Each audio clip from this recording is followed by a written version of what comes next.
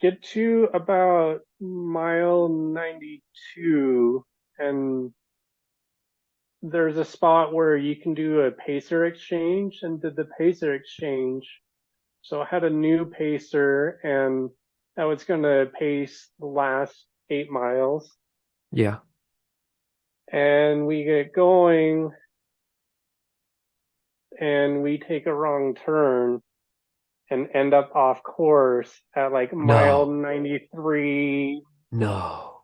somewhere around there, and go like a mile and a half off course on this treacherous ATV trail, and my ankle just got destroyed on that I'm leaning Uh-huh. on my pacer Oh, with the trekking pole in one hand and leaning on her to keep me going. Like I'm still trying to push through, and we eventually realized the big mistake and just how off course and how much time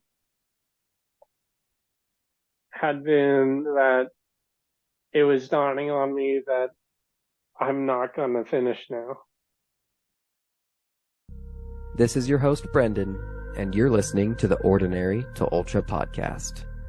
Each episode, I bring in an ultra runner and ask them about their journey to their first ultramarathon, or their first time running a new ultra distance.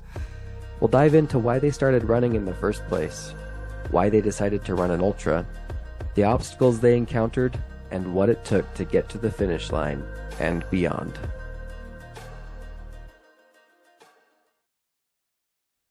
Hey, Mike, welcome to the podcast today. Thanks for your time, man. Super excited to dive into your story. Thank you. Mike, I'm curious if you've got a go-to route near where you live. What does your favorite running route look like? I'd love to hear about it. My favorite running route by my house, is doing some of the Avenues BST area. So, just by City Creek and, uh, Avenues Twin Peaks. I, Okay. Hitting the road. if I, yeah, if I need to, I can create like my own 50K if I need. There's so many different routes and things that I've created and done around there, that whatever distance I need to do for that day, I'll I'll find it. That's sick. Yeah, plenty of Yeah. roads to run. Yeah, Michael's in the Salt Lake City area, so yeah, lots of road running. Do you find that you hit the Oh road no, more no, than it's you? not. No, No? I'm doing trail. I'm This is doing trail. I was gonna ask. Yeah. the Bonneville Shoreline Trail. So yeah, Yeah, yeah. I'm doing the Bonneville Shoreline Trail and the City Creek side trails, or Oh, up to the okay. radio towers. Yeah. Okay. So I had it wrong. yeah, yeah, almost all trail running. The only time I pretty much run road are with some of the run clubs. I'll do Yeah, the yeah. social run, but Yeah, are you in the Salt Lake SLRC? Is that like a yeah, running club they got going on? Do you do stuff with them? yeah. I do some of the running with them. That they do 1 day a week trail, and then 1 day a week road. So they actually do both. Okay. And then Even through the winter? yeah, and then Yeah, let's there's go. a few other run clubs that I'm a part of too, that Yeah, run all over around here. that's really cool. That's helpful. I need to do the same. I think there might be something going on up here near Logan, Utah, but yeah, I need to get into those Facebook groups and Strava groups and see what they've got going on. Probably as it starts warming up, I'll hit those up and get a group going when I'll be prepping for my 50K this year. So good stuff, man. Thanks for sharing. Mike, I'd like to go back in time in your life and explore what got you into running in the first place, and what running has looked like in your life up to the point of your first ultra. But first, we'll start like way back whenever you started running. What got you into it? Uh, I was just enjoyed running. I ran as a kid. I think I did my first race, like a mile race, when I was 9, 10 years old, somewhere around there. That did race, always loved running, and did cross country and track in high school, and but was a mid distance runner in track, so I did the 800 and 400, Hmm. and just always loved running, and had a goal of doing my first marathon, and did my first marathon uh, about 6, 7 weeks after I graduated high school Oh, cool. That's awesome. back in 2003. I did Okay. the Deseret News Marathon, and that's the only road marathon I've ever done. Yeah. I And mean, then, that's great. yeah,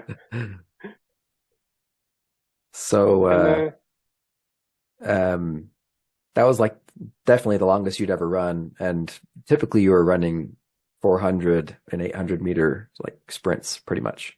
yeah, yeah. I went from Big running jump. state. I went from yeah.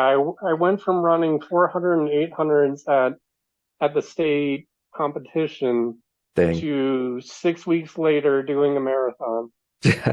How'd your body take that? I mean, you were young. I don't know. Uh, it was a rough marathon. Yeah. It was a struggle for sure. Yeah. Made it. Do you remember what time you got? 4:48 Nice, with man. it. Like, Yeah. and your training pretty much probably looked like your regular track training, or did you do anything special? Well, I threw in a bunch of like longer runs. Like Okay. before the race, I had got up Nice. to doing a 20-mile run before Okay. doing before doing the race. So Well, great. I mean, sounds like you were doing what you needed to do, so way to go. yeah, Okay, you ran your marathon right after high school. yeah. What happened after that? Then a couple of years later, had a few injuries and life situations get in the way, and actually didn't do much or at all run for about 12 years.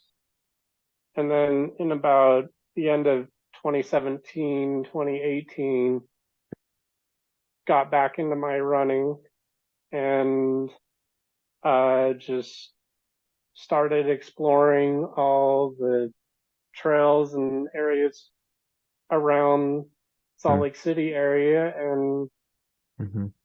that's what I guess progressed to where I'm doing ultras. Yeah, yeah. Um, this period, 12-year period, you said, where you weren't running, it was spurred by your injury.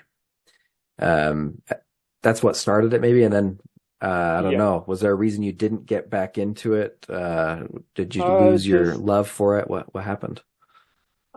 just life situations, going That's right. through a bunch of challenging Okay. life experiences Yeah. that Yeah. made That it makes sense. hard to get back. But no, the love of the running has always been there.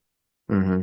Yeah. It stinks when rough stuff hits. Yeah. I lost my job. Like I was laid off 2 weeks ago, and it was hard to, yeah, get out and get running. When crap hits Yeah. the fan, it can be hard to get out there. And but I've gotten out again. Just I'm not running as much right now, but I'll have a race come up and I'll get going again. So anyway, that makes sense. And sorry that happened, but you're here Yeah. now and you're kicking. So like 2018 is when you got back into it, got back into Yeah. running, and you hadn't done trail before that, right? Because you were doing track, so probably more road running in your early years. Yeah, but I always loved the mountains, and Okay. I grew up exploring and being up in the mountains as much as I could. So hmm it just felt like a natural fit to progress more to the trail. hmm I feel the same way. I played soccer like growing up and I hiked a lot with my dad. He loved the outdoors. But I never did trail running or any of that until recently. So yeah, Mhm. I'm just glad I found it. It was natural for me too. Um, so you got into trail running and recreationally, just for fun. Were you running with people by yourself? Did you sign up for Uh, races? Well, no, I started just by myself, and actually the first couple years I would go to a couple run clubs on occasion, but almost all of my training and running was just by myself. okay. And I would just progress, make my own kind of goals and things that I wanted to do, and slowly build that base back up. And actually didn't do my first race until June of 21. Okay.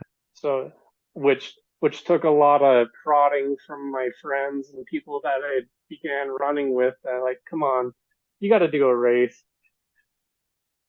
hmm And so I did. Um, it was a 20K race I did. So that was my first race back into back into things. That was it was a trail race, but it was the the 20K Yeah. for Where was that at? out in Tooele, the Tooele. Sweet. White Pine Solstice. Okay. Is this one of the ones you mentioned have crazy vert? Yeah, a lot of incline. They do the next year they created a 50K that has the Okay. crazy vert Got it. with their 50K that has 13,000 feet of elevation gain in it. It's nuts. That's crazy. So that one, your 20K didn't have that much though. It wasn't quite as strenuous It that way. had quite well. Still It quite a still bit. had yeah. It still had like 4 or 5 thousand Okay. Yeah. in the in that distance. It's about a half marathon, right? 20K. Yeah, it's 12.5. Yeah, somewhere Got around. it. Yeah, Yeah, it's a lot. That is a lot. yeah. Um, okay, you got your 20K race, and I know when we were chatting offline, you said your first ultra, I think, was in 2021 as well. So, um, when was that? I think it was the same year, right? Yeah, that was a month after that race that I did Speedgoat. I did the Speedgoat 50K. Yeah, which is awesome. For those that don't know what Speedgoat is, I mean, I don't really, I know vaguely that it is a really hard 50K and it's in Utah and Yeah. recently got taken over by UTMB. But why don't you explain what that race looks like? So yeah, the race is up at Snowbird Ski Resort. Okay, So that should give an idea of the steep. terrain and everything. Yeah, and steep. But it's a challenging race that you go up and down the peaks, up Hidden and then through Mineral Basin and then back up. mineral basin, and It's an it out is and a back. very uh yeah. Yeah. Okay. Well, you loop around in between and then out and back Okay. It's the like last out, bit. loop, and back. Yeah. Okay. Cool. Yeah, this is a lot of vertical. Um, yeah, what did training look like for that sucker? How often were you getting out every week, and were you putting in a lot of vertical miles? Yeah, and I was already doing a lot just even before doing, I guess, setting up for the race. I just on my own. I Mm, love exploring and going up the mountains, and I had already done, I think, one like solo 50K, oh yeah. and was already just building up the miles and training, and uh, did a lot of peak bagging, I guess, Hmm. with my training that I would map out. I'm like, okay, I can hit this peak and this peak in the same run, Mm, and get multiple peaks in one run. that's really fun.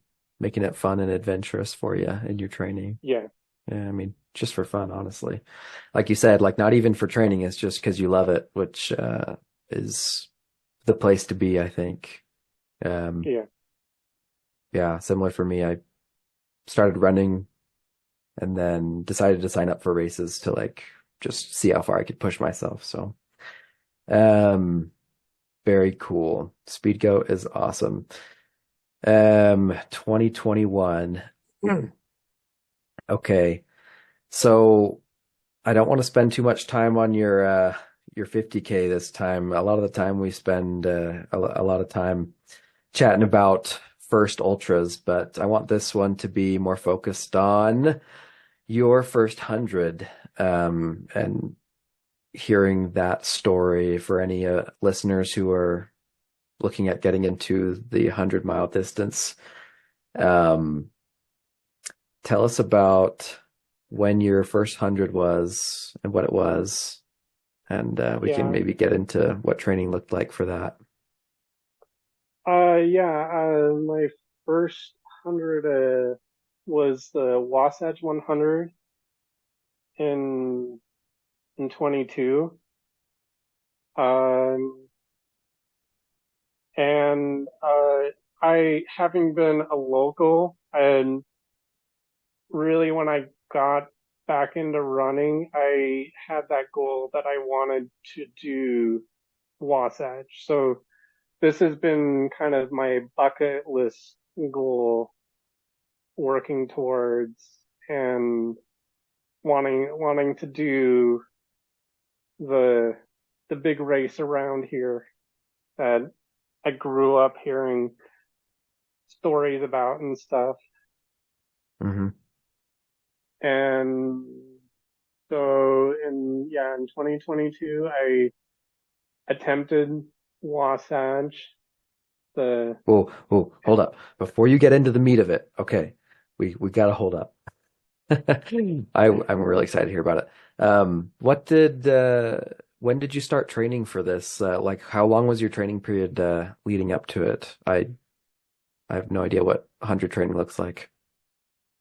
I mean, You were just already even running, maybe, I don't know. yeah, but I had that goal in mind even when I did Speedgoat and other races Okay. that I led up to it, that Okay. the goal was Okay. Wasatch, not the 50K or a 50 miler. Wasatch Yeah, was it was always the the goal. goal. Yeah, I love that. That's not how I am. I'm very much like I'm just gonna do a 50K and then I'll just see if that goes well and then maybe sign up for a 50 miler. But that's really cool that you set out with that in mind and then put those other races in place to get you there. yeah, Um, Super cool. What kind of miles, if you know, do you know how many miles you're putting in a week leading up Uh, to your 100 miler? Anywhere from like 35 to 65. Okay. Yeah. So, and one of the things I realized with my training is I work a job on my feet and Dang, good point. moving product in boxes. And so I've learned to count that as part of my training as well. Mm, So even if I'm getting like what would seem like lower miles for a lot of people doing 100, it became beneficial for me on like, okay, this week is 30, 40 miles. And then the next week, maybe 60, 70 mile range. yeah, depending on your time on your feet. Yeah. Yeah, that's super smart. Great consideration. Um, does trail running work well with your work schedule too? Like, do you typically go in the mornings or later or afternoon? What? Uh, During the week can only go in the evenings just because my work schedule, but I work 4 10s. And so I have Okay. Friday, Saturday, Sunday off, which works really good for like the ultra training of where you want to do two back-to-back long runs. And Mm-hmm. so I can get the two back-to-back long runs and then still have a day to recoup for before going into the next week. Yeah. Yeah, 4-day work weeks are fantastic. I Yes, have they worked a are. job that was a 4-day work week, and yeah, it gives you that extra time for training and chilling, and that's great. Um, Plus keeping in mind your time on your feet. Um, cool. Thanks for explaining that. Um, okay. I'd like to explore your 100 mile or like the day of Wasatch 100, 2022. Okay. I'd like to like recall as many details as you can remember from that race, from like how you slept at night and like what you ate for breakfast in the morning to like the end of the race, right? Like any details you can remember. We want to hear them. Okay. So, what did that Okay. day look like for you?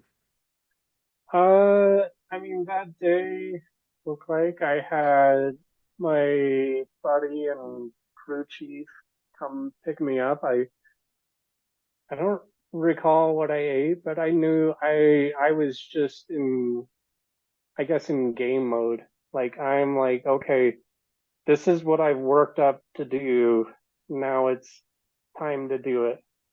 Mm-hmm. Is where my mind was definitely at with it, and Mm-hmm.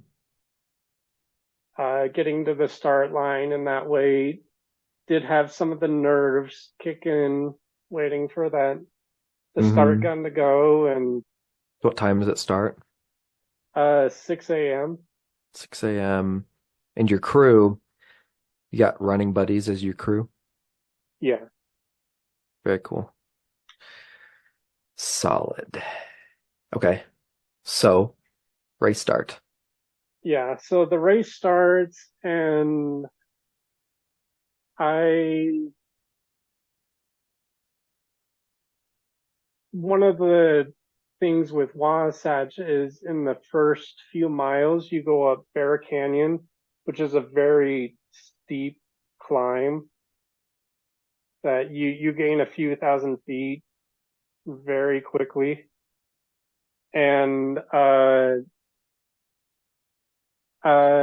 so I was going good, and then got caught in what a lot of us call a conga line, that you're just Mm-hmm. marching up that peak with a crowd of people, that there isn't much space to move if you wanted to. And You just kind of have to go with it Mm-hmm.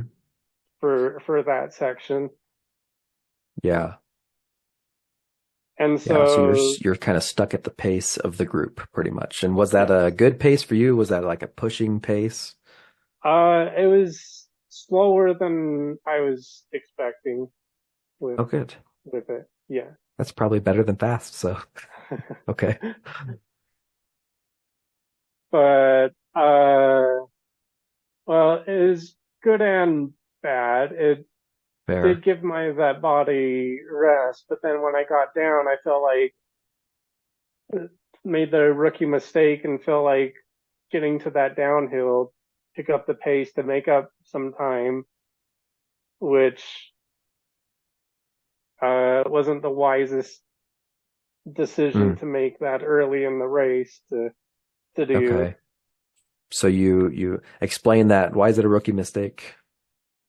Well, especially like with a 100 miler and you're bombing a downhill at mile 8, 9, 10. Okay, really early.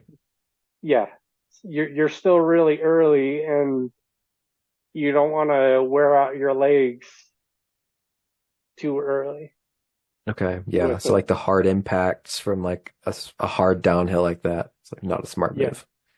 yeah. Hmm. That's a great tip. And, Thank you. and I got through that, made it to the first aid station and was doing pretty good, felt good. I just had it in my mind I need to get to where my crew and pacer is at, which was at a Big Mountain Pass, which is about mile 31, 32. So I'm like, okay, I just got to get to my crew. Just Mm-hmm. get to my crew and Baby steps. push through. Yeah, yeah, push through and make my way to my crew. I get to my crew at Big Mountain, roughly around the goal time I was shooting for in that time range. I was hoping to get with the race. Um, Met with my crew who definitely helped me out, recharged me, and got with my pacer, and we made our way through the next section, which goes to Lamb's Canyon, and um, was struggling a bit. There was a few sections going through Big Mountain to Lambs that it was a hard section to go through, but also it's a very exposed area, and this Hmm. is around late afternoon, so you're in Mm, the dead of the heat mm. of, What's the of the day. yeah, what's the temperature like of the Uh, race? I think it was in like the 80s, high 80s or something. It's Okay, yeah, pretty dang. hot. Yeah, Yeah. yeah. It was hot, but it was also a very smoky day from the fires. So Oh, that was another issue as well were those with Utah this. fires or somewhere else? I think there were fires from somewhere else, but Yeah, yeah, it was a dang really California. bad smoke day. Yeah, yeah, it was a really bad air day, which also affect a lot of runners Yeah, as yeah, well yeah. with it. Breathing. Ugh, that sounds like a Yeah, nightmare. In your first 100 miler, having to deal yeah. with that. Ugh. So I Um, make it to yeah, go ahead.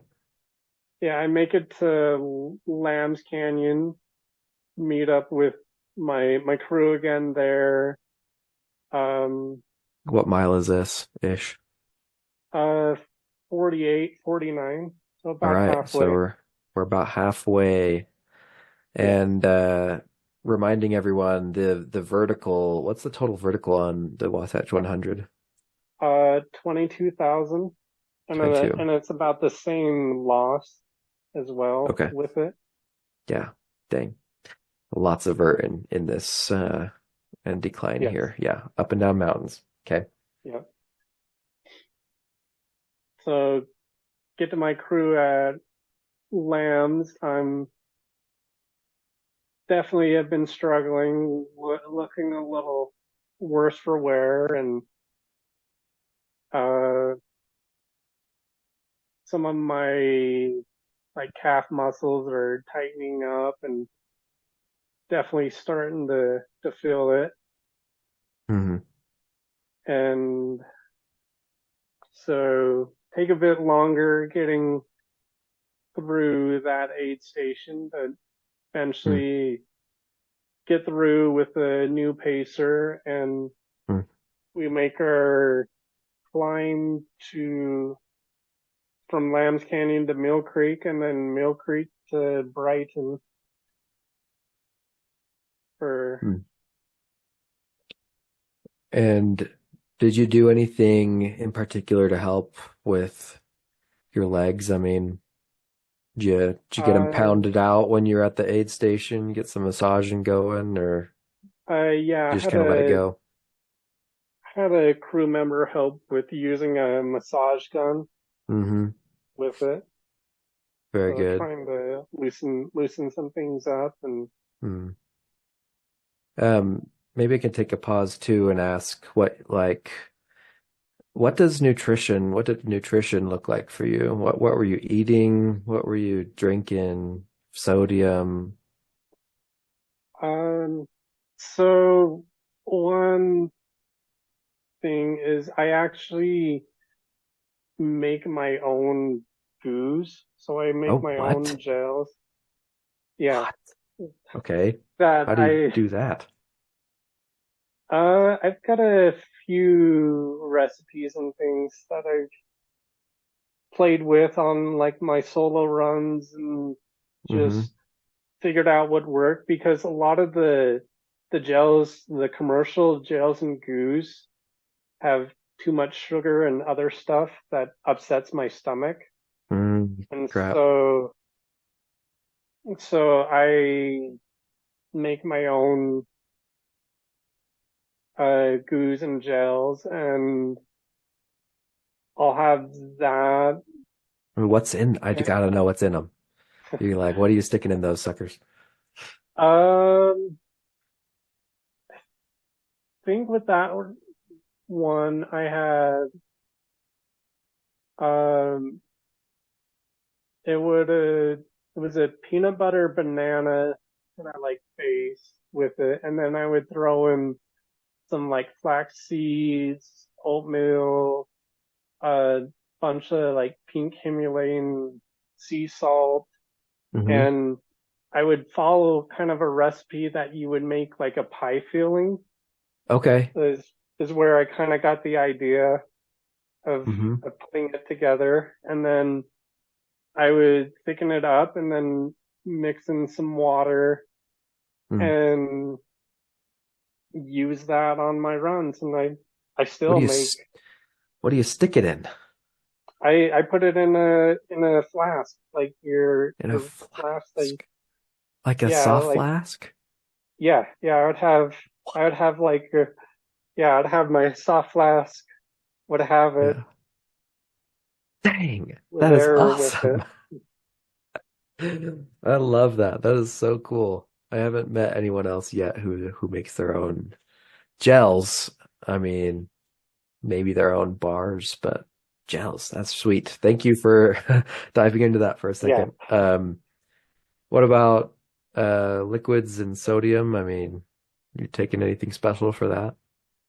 Uh, I mean, the sodium, some of it was in that gels, but then also Okay. I I would have uh, salt tablets. So I'd use Okay. the salt tablets, and then uh, one thing that I'll use that also helps my stomach is I'll use ginger juice powder on the other side. So I'll have one flask, I'll have my goo, and then the other is a ginger juice powder that is more of just the water, but the ginger helps calm the stomach. And so I use that as well Nice. with it. And then at the aid stations is where Mm. if I need to pick me up, we'll grab some Coke or Yeah. Pepsi, grab something like that. And food wise, uh, I'll make, PB&J sandwiches, but I'll add spicy pickles to it. Ooh. Yummy. Let's go. That sits well Yeah. with your stomach. No, actually, yeah, lots of sodium, right, in Yes. pickles, so that's great. Is And that in good the with peanut peanut butter? butter. Yes. It's, Okay. I mean, I think it's All right. delicious, but I love peanut I don't butter. know about everyone else, but I like it. I'm not a pickle fan though, so you lost me. Like, I'm not gonna be the Gotcha. pickle juice person. I won't be that Oh, person. oh, I But that love my sounds pickle great. juice. That's it's a great remedy. I mean, if you like pickles, yeah, lots of Yeah, sodium, right? Electrolytes in pickles and pickle yeah. juice. So And then also, I really love grapefruit, so I'll have grapefruit on me or with my crew, more grapefruit since most aid stations won't have grapefruit, but yeah, grapefruit is also terrible. So you are not selling me on anything except for your gels. Those sound really awesome, actually. fair enough. And So then, you supplied a lot of your own nutrition. You like yeah, didn't I take too much from do. the aid stations? I would take, yeah, maybe some chips and stuff Okay. like that. But yeah, And the soda. yeah, and the soda, yeah, I would grab small things at the Okay. aid station. And then the areas where I had my crew, I also made a quiche and would have pieces of the quiche. Okay. Sick. All things Uh, that you know are going to sit well with you. So, I mean, yeah, that's smart. yeah, exactly. It's like I know what works for me, and this is what I'm gonna use That's with super it. smart. Okay. I feel good. Thank you for diving into that. It's just really interesting Yeah. learning about different strategies for nutrition and sodium and water. So, okay, you're at mile, I think you were moving on from mile 50 at that aid station in Lambs Canyon. Yeah. What goes on? We head into the night section, Okay. so getting into the dark and things are going okay, but slow. Like definitely starting to kick in on the slower pace Hmm. with What's slower? that. Um, think I was doing about 21 minute miles. Okay. Hmm. Like a hiking So pace, maybe? yeah, yeah, it's pretty much just turned into a hiking pace, especially climbing out of Lambs Canyon and then climbing up and over to Brighton. Hmm. It was definitely at a hiking pace. Hmm. Which is like Sunset Peak-ish, right? Is by Brighton. I don't know if you remember Uh, that peak. yeah, that's after the Brighton's aid station that Okay, you yeah. go up up Catherine's Pass. Yes. Yeah. I love those hikes.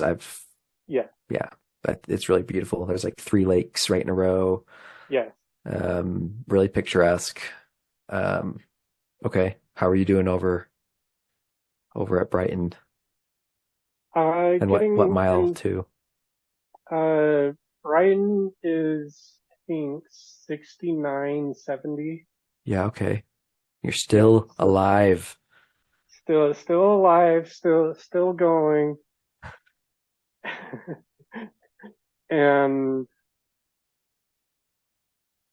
Um, took a good amount of time at that aid station there with my crew, switched pacers, and then began the climb up out of Brighton, up Catherine's, and Mm-hmm.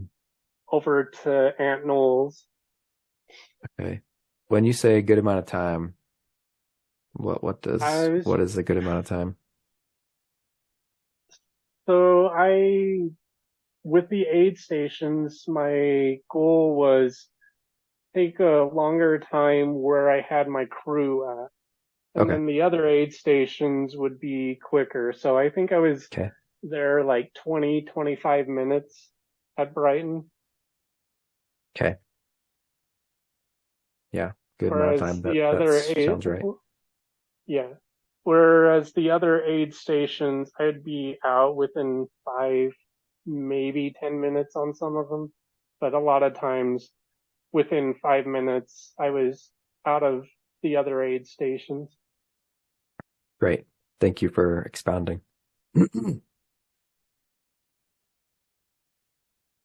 And was going well, even going a little slower than earlier. And about mile 80, started having issues with my left ankle Hmm. and was starting to feel that wear and tear, which I know some of it kind of goes back, even like I was saying, of bombing that early downhill. Oh, oh So no. the At so mile this is 80. yeah, this is where things start to yeah, you the real a lot of people say the real race starts at mile 80 Seriously? for Oh, that's scary. That's for the 100. terrifying. So yeah, I'm still 20 miles out and ankle is not doing well, but I'm trying to push through. I'm still about 2 hours ahead of the cutoff time. So I'm still in a good range that, okay, I can still do this. I can still get it even though I'm, my ankle's messed up. And then part of me is just like, I'm just going to let loose and began bombing the downhill at like mile 81, 82 for like the next few miles. Like even my pacer couldn't even keep up with me. Like I'm just trying to let it loose or whatever. And Yeah, make up some time. yeah, but definitely another rookie mistake. Ah, dang. Okay.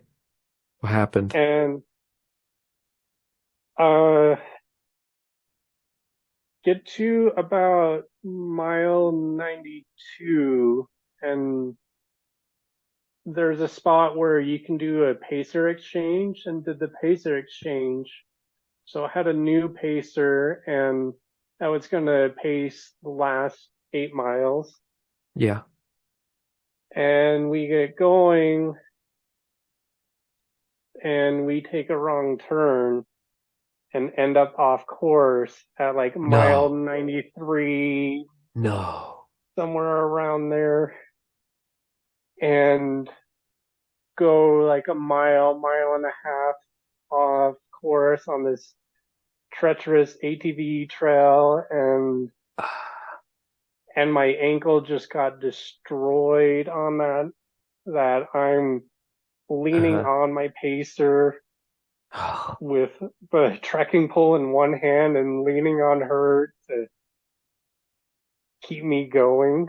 Like I'm still trying to push through and we eventually realized the big mistake and just how off course and how much time had been that it was dawning on me that I'm not going to finish now. Like, No. I'm not going to make it. And we finally get back on course, and right after we get on course, the sweepers are catching up on us. And so had caught up with the sweepers, and they helped me make my way to the last aid station where I had to drop from the race at Oh the my last aid goodness. station. This is so having done painful. having done over 90 plus miles, and it it destroyed me. I mean, I had that goal of wanting to do Wasatch, and it just devastated me that getting that close and not being able to finish it. Holy moly. I'm like hurting for you just hearing about this, Mike. At 95-ish miles. Like, holy Yeah, moly. yeah. That's terrible. And I ended up doing, including the off course, I ended up doing 97 miles. Oh my goodness. And there was no like, I guess there was no way to save it. You had went off course. There wasn't like a loop back. Did you have to backtrack or did you loop No, back well, yeah, we had to backtrack to where you to went get off? back on course. Ah, Yeah, that is. yeah. With that messed up ankle, like I said, I was leaning on my pacer and hobbling, trying to trying to keep going, but missed the cutoff time, and yeah, had to drop. What is the cutoff time? The cutoff time for the race is 36 hours. 36. So they catch up with you like right at you're like Yeah, almost at the finish line. 36. still had a ways to go, but yeah, it was I mean, going yeah. into like near the last aid station. That's that is really rough, Mike. This destroyed you. Yeah, What what happened afterwards? Were you like, did that put you in a depression? it did drag me down, and yeah, it took a bit to get back. I mean, after my ankle healed, which took a couple weeks, Huh. and then, but I got it in my mind that I want my revenge. Like, I was out for blood, that I wanted that redemption with it. I'm coming for you. Yeah, Wasatch 100. I'm gonna get that belt buckle. yeah. Frick yeah, that's what I like to hear. Okay, so did you get in again the next year? I did get in last year in 23, Okay. and Okay. Now, I mean, we went way in depth in this first run, and I'm glad we did. Um, yeah. let's hear how the redemption run went and like what you did differently that you think made Okay. it a better experience. Or what happened in the latest version? Yeah, the redemption I mean, story. So yeah. the start of the race, like that morning, I had a bowl of veggies, like steamed veggies. It's what I Ooh. had that morning, and a And peanut that butter and honey sandwich. and that's why you finished this time. Just kidding. Okay. Right. Carry on. But yeah, I did that, and just my whole mindset is I'm going to do this. Like, I'm not gonna let this beat me again. Mm-hmm. It I was bet you just, know. Go ahead. Sorry. yeah, yeah, that was just my whole mindset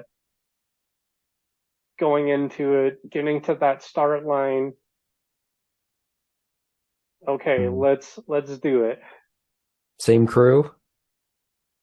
Uh, different crew. I mean, some same, Mm-hmm. some of, uh, similar, but also different people Cool.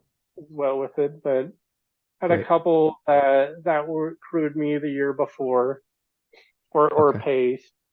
Mm-hmm. Okay. So how'd it go? Did you mentioned not bombing that run. I mean, did you kind of go at a similar pace generally, but then I yeah, what yeah, changed?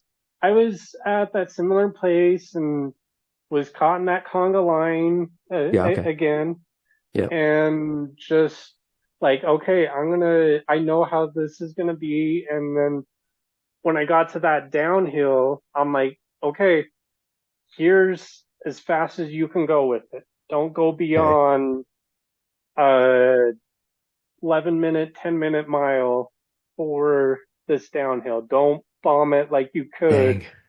Dang. Yeah. Keep Seriously it at slowing yourself that. down. Yeah. And it was hard because a bunch of people are passing me. Like Yeah. I'm like, I'm putting the brakes on going down Francis, Peak, and bunch of people are just passing me on the downhill. I'm thinking like, don't worry, let them go. You'll see Lots them of later. self-talk. Yeah, yeah, That's right. lots of That's right. self-talk. You'll be Yeah, passing them at mile 80. That's right. yeah. Awesome. And so I kept that mindset and got through the first aid station at Bountiful B, doing good.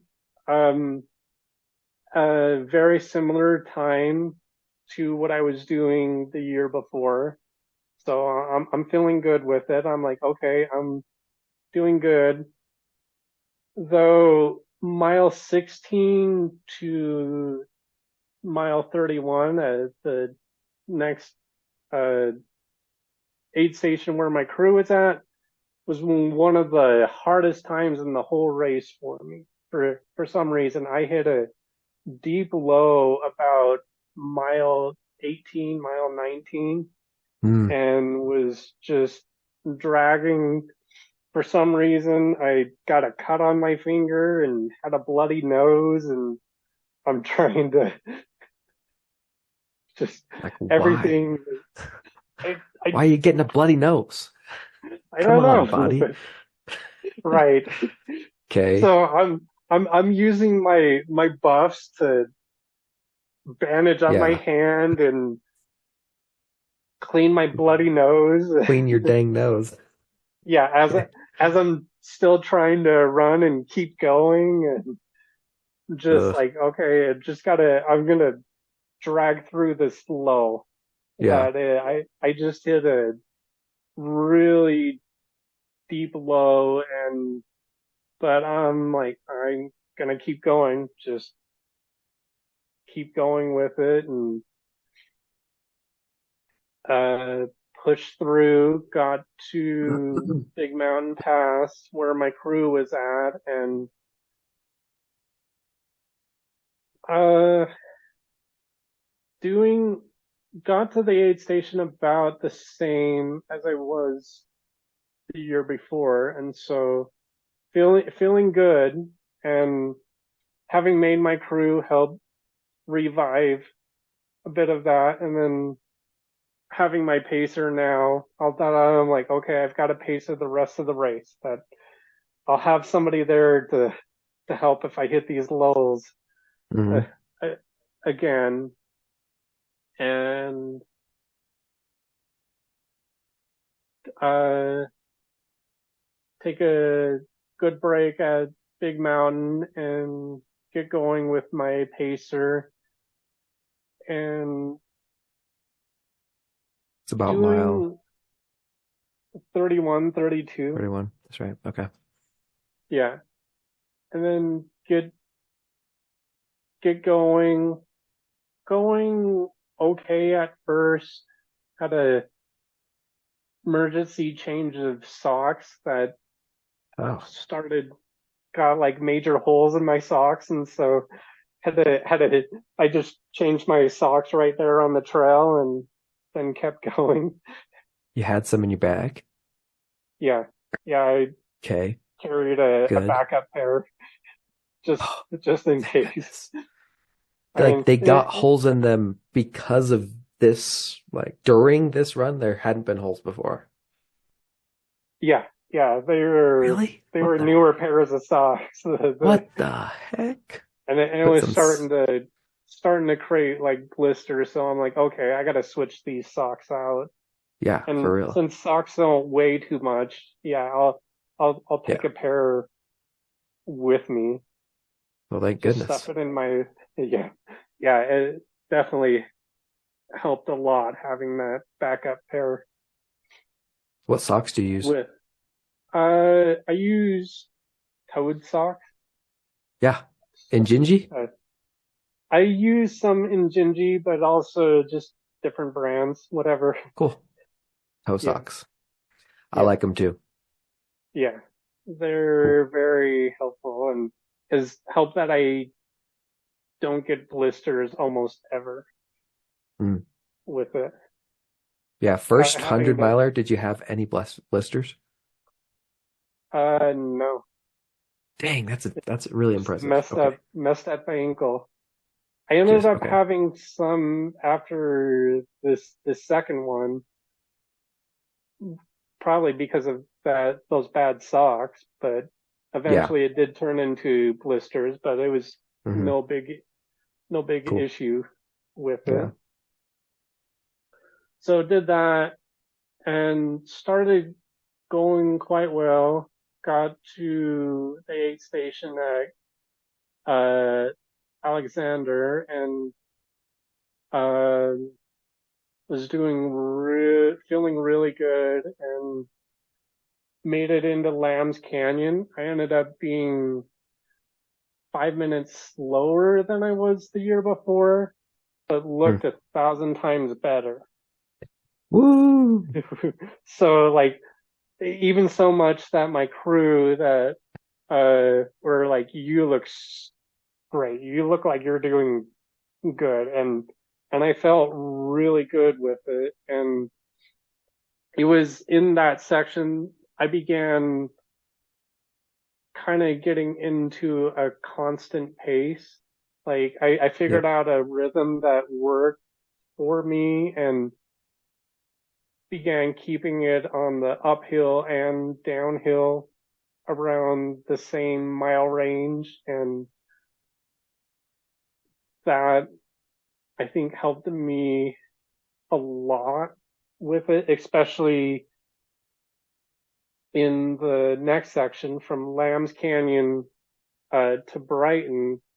I had kept that constant pace on the uphill and downhill. So I'm passing everybody on the uphill because I'm keeping a very quick power hike on, but I'm keeping that power hike on the downhill and keeping this constant. So a bunch of people are passing me on the downhill, but then I'm catching them on the uphill, making it into Brighton 2 hours ahead of the time I did the year before by by doing yeah by doing that pace. It just I had made up time Okay. in That's in fantastic. that section. Yeah, Forever pace. yeah, That is sound advice that I've heard from many a folk. hmm that you figure out what works for you, and I was joking with my pacer that this is literally my all day pace. Like I know I could do this all day. Yeah. And um so get into Brighton, I'm doing good, feeling great. Switch out pacers to a good buddy, and we make our way to through the last 50K with it, Hmm. and I keep that power hike all day pace through each aid station, up and down. And there were times that my buddy's like, come on, let's try running. I'm like, I'm not gonna risk it. I'm I don't care about the time. I want the finish. And I'm like, I am just gonna keep this. Yeah, maybe I could run here, but I am not gonna risk my ankle or something else going out. Right. I'm just gonna keep this. Hmm. And just kept it going. And when we got to the area where I made the wrong turn, I made the right turn this time and Yes.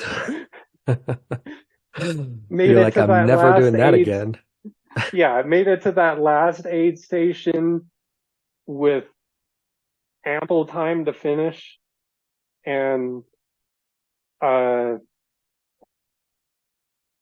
make my way there, keeping that constant all day pace. Like, yeah, like I said, my buddy who's pacing me he has done many hundreds and stuff in himself. So he's like, come on, run. Like, I'm just gonna keep the constant. I don't want to, like, I don't want to risk.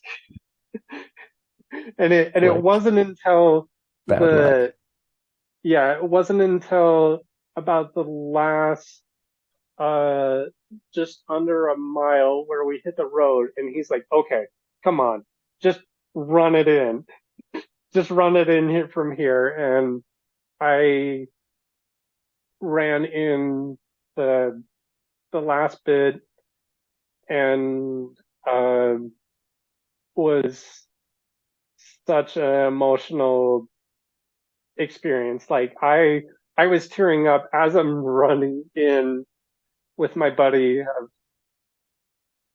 all the years in training, and then last year having that devastating uh, defeat with it, and but getting through and getting to that finish and uh, made it through in 34 hours and 17 minutes. So we're well ahead of the cutoff time. That's And amazing. yeah, and put it together. And I have some buddies that took some very candid pictures that show that raw emotion that just elated of achieving that. That it's been a goal of mine for years, and being able to hit that goal. Man, I love hearing about those moments.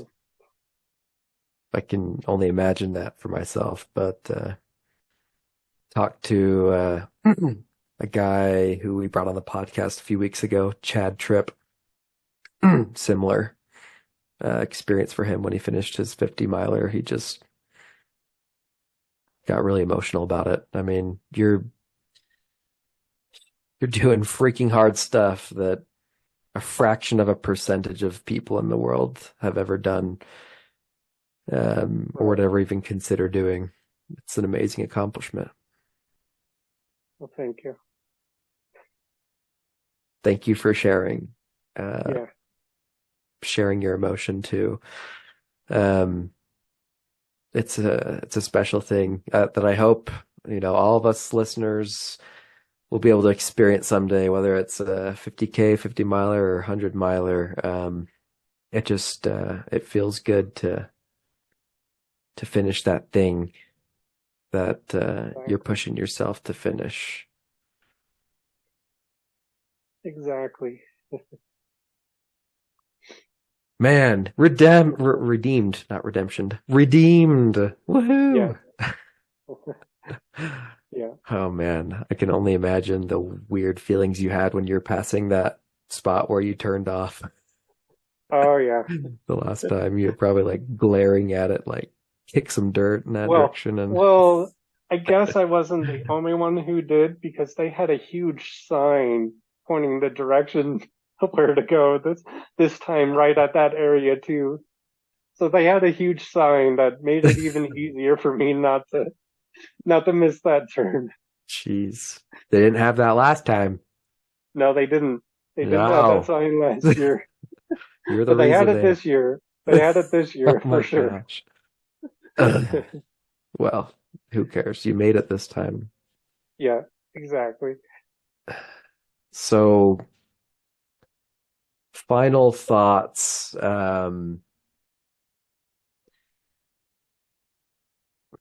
I'd like to know. Uh, let's hear this.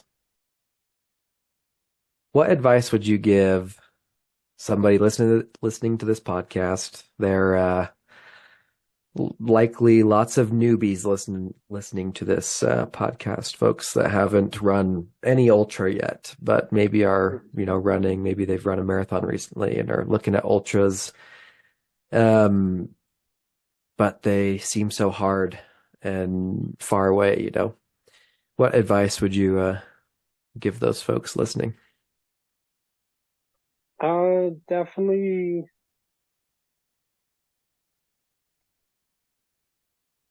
dream big is definitely with it, and that if you want it, pay the price and be disciplined to make it happen. That I found that for me, yeah, there's a lot of days I don't want to run. I don't want to do it. That I would rather just stay home or something, but I'm going to get up and do it. I put this goal that I want to go after it and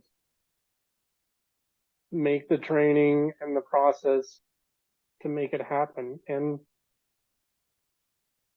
just also have fun. Like for me, racing is just the smidgen of why I trail run. I I only do a few races a year just because I just want to explore and have fun. And that's I think is the best advice with it is if you have fun running on the trails, go on run. Don't worry about time or pace or I gotta hit this mark or that mark. Make it fun. That's great advice. I and I look at it as instead of I need to run, I get the pleasure and chance to run. That's great advice. I mean, yeah, now that you've finished a 100 miler, I mean, what's next? Like What's just getting next? out for fun, hitting different Well, uh one thing that I attempted last year, but I'm going to attempt again this year is I actually created my own self-supported 100 miler. And so I mapped out my own route and, uh, didn't finish it last year, but I'm going to attempt that again this year. And that will be the only 100 I do this year will be my self-supported 100 miler. that's So really cool. from So I like creating my own routes and challenges. Like I'll create my own crazy route and go test it out and see if it's doable or not. Or Mm-hmm. That's really cool. That's great advice. Yeah. Keeps it fresh too when you're like making your own things and just having a fun time, being adventurous. Yeah.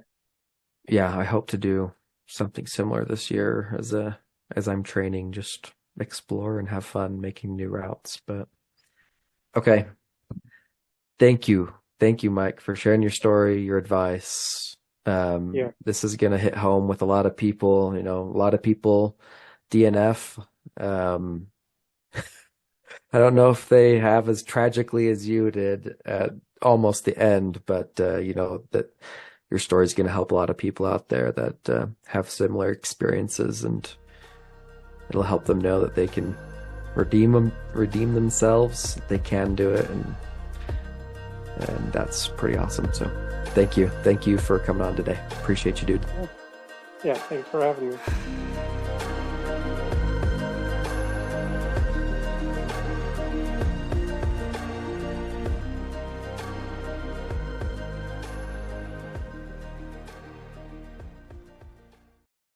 Hey, Brendan here. I just wanted to thank you for listening to today's episode. As someone new to ultra running myself, I found these conversations to be super valuable, and I hope they are for you as well. And if you want to know when the next podcast episode comes out, make sure you subscribe to the show. Also, some exciting news. The Ordinary to Ultra Facebook group is live.